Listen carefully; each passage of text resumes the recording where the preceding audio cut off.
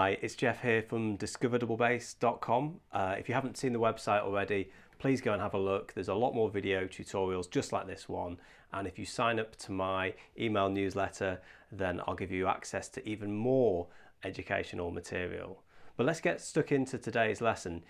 I want to talk to you about using arm weight in right hand technique.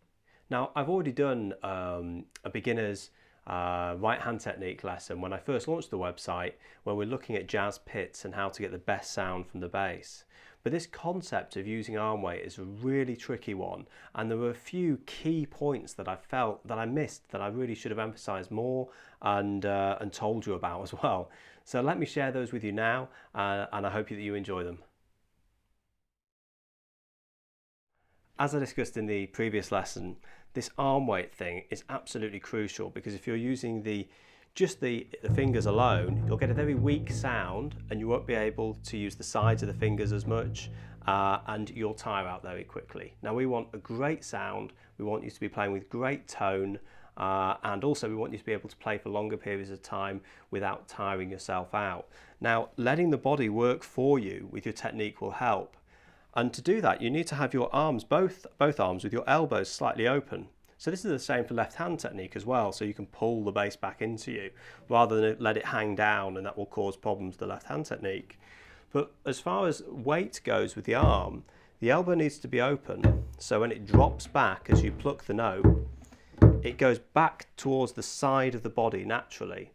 Because if it went in the same direction, you'd be going like this. Now that's not the level that it travels, it actually just falls. And you'll notice the elbow is going back towards the side of the body. Now, in reality, when you're playing, you're not doing these big movements. You actually cut the movement off by keeping the hand on the neck of the bass.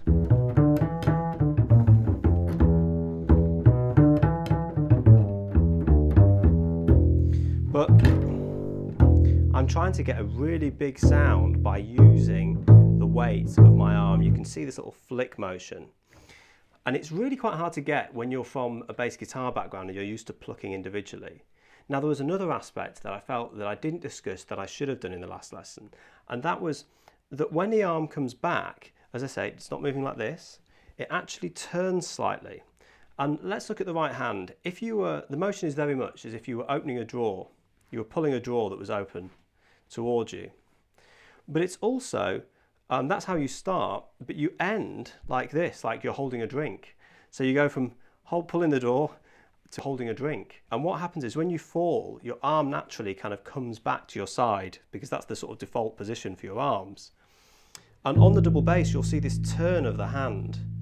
Now that's a really key aspect of this whole technique, because if you don't turn the hand, you're not really able to, I can't use the arm weight essentially. So there's a turn in the hand and you're able to pull a bigger sound.